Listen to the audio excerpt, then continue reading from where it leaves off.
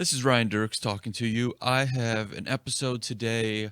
I don't know if you've seen this one come out recently, but this is about Glenn Beck. Glenn Beck, he has a very checkered history as far as the conservative movement, especially his relationship supporting President Trump. You know that he was really, really against President Trump. Then, about halfway through his term, he came around and realized, wow, if anybody can put up with this much just absolute I don't know, whatever the Democrats are doing to President Trump, all of this chaos, Glenn Beck has really come around. In the last year or so, he's really come around back to his roots with the chalkboard, with the investigative journalism. And maybe 2 months ago, he put out a really, really, really good, maybe even, yeah, 2.5 months ago, put out a really good episode about what the heck is going on with Ukraine. Why is it that when President Trump made a phone call to Ukraine to congratulate the new president, that the Democrats immediately said, okay, time to impeach him, time to get him out? I would suggest you watch that. It's about an hour and a half long. It's amazing. This episode here, you guys, he has new information. He continues the chalkboard, and we're gonna watch this because it's about a 2 minute clip. I hope 2.5 minutes. I hope YouTube doesn't kick this video off. We'll see. I don't know what's gonna happen, but it's worth watching because what he puts in here is that the phone call and what you've seen in the news is one thing. What isn't being covered in the news, if you haven't read the transcript of that phone call, which is only about 4 pages, is one little phrase, and that is President Trump mentioning the company CrowdStrike. Okay, so I'm gonna play this and hold on to the end because something I try not to be too conspiratorial, but you know this all comes full circle with Kansas City's favorite Emmanuel Cleaver. So I'm gonna hit play. We'll watch it, and then I'll pause and see, and I'll put you in the loop where Cleaver gets in here. So here we go. So why was Trump bringing up CrowdStrike? And then I began to wonder if the mention of CrowdStrike had some other meaning, that it didn't have anything to do at all with conspiracy theory. Again, we followed the money. An Arkansas judge just ordered Hunter Biden to appear in a court for a paternity case. Biden missed a deadline to deliver financial information, and his lawyers were fed up with not being able to quantify what he owed to his former girlfriend, one-night stand, whatever it was. He was set to appear in court last week, but at the last minute, Hunter's lawyers cut a deal that made him pay an undisclosed settlement. But here's the cash. He wouldn't have to disclose 5 years worth of financial information. And what's interesting about that is those 5 years of information happen to be exact time frame when Biden was with Burisma. Isn't that weird? But the settlement included a small caveat. If additional information comes out proving that Hunter Biden was or had additional sources of income, then the case goes back to court. Now, I wonder whatever could they mean? Well, this document was filed in an Arkansas court by the lawyers for Hunter Biden's baby mama, and it's a motion to intervene. It was submitted to allow evidence from a private investigation firm claiming to have information on Hunter Biden's financials.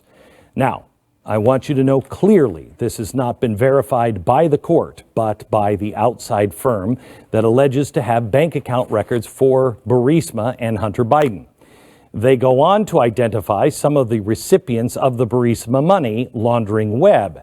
And I want to show you this from page 6. Quote, Burisma Holdings Limited finances Atlantic Council, Ukraine, associated rogue operatives from the U.S. State Department, Five Eyes, and CrowdStrike in Ukraine using Privat Bank.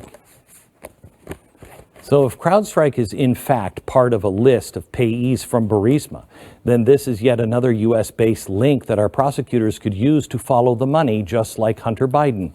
What was CrowdStrike? Suddenly the mention of CrowdStrike isn't so laughable because it's not about the conspiracy. It's about money laundering. So remember that last phrase right there. It's about money laundering, right? So you got, if you don't know the Hunter Biden situation, I'm sure most of you do. Um, Hunter Biden served on the board of directors for Burisma, a Ukrainian oil company. When he was, the United States during Obama's years made multiple loans in the total of $1.8 billion dollars to an extremely globally known corrupt Ukrainian man, his bank. Not so long after, all that money poof disappeared. Nobody knows where it went. And that's what's kind of unraveling here right now. Well, let me So rewind why back was here Trump? to that court document. Okay, here we go. Burisma Holdings Limited finances Atlantic Council Ukraine and associated rogue operatives from the U.S. Department of State, Five Eyes, so on, so on, so on. Privat Bank. That's where the loan went. Okay, so you guys know about Atlantic Council, right? Atlantic Council, it's a international NGO, kind of a nonprofit think tank. They put out a lot of policy research. They connect international leaders. They put on conferences. They're known to love the globalist idea, lots of globalist leanings. So here's my question. Burisma Holdings. Oop, let's come here. So here's something you may or may not know. All members of the U.S. House of Representatives, all congressmen and women have to report all gifts they get, all travel they do. And here's my question. When I look at Emmanuel Cleaver, why 3 times last year, and 3 times means 3 countries, Serbia, Kosovo, and Albania, the Atlantic Council sent Emmanuel Cleaver's staffers to these countries. Now we know that Emmanuel Cleaver serves on the caucus of Serbian relations and so on, or is it yes, Serbian relations. Um, but why would Atlantic Council want to get involved with that? That seems kind of strange, especially considering how they like to get involved with a lot of global drama. So I'm not really sure. Maybe somebody who sees Cleaver in person should whip out their phone, turn their camera on, and ask him why he's taking money from groups like the Atlantic Council. Now, look at all of the other stuff. I mean, this goes back to 2015. Congressional Black Caucus, Hoover Institute, Chamber of Commerce, nothing exciting. And then right here, right in the mix with all of this Ukraine drama, in this Russia interference drama, all this nonsense, here comes the Atlantic Council paying Emmanuel Cleaver.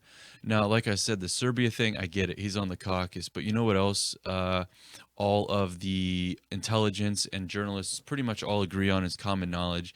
A lot of these troll bot farms, a lot of these fake profiles on Facebook and whatnot, a lot of these are based out of East Europe, in that old Yugoslavia area where this was going on. So, what was going on? I don't actually know. I'm not trying to make any conclusions here, but I am saying it's suspicious and it's strange. That's a topic that I never hear Cleaver explaining or even talking about. So, anyhow, if you didn't see this particular episode of Where's the Money with Follow the Money, excuse me, by Glenn Beck, you guys have to watch it. This will be developing, I'm sure. So anyway, that's all I've got right now. We'll catch you guys. My name is Ryan Derks. I'm running from Missouri's 5th Congressional District, and I approve this message.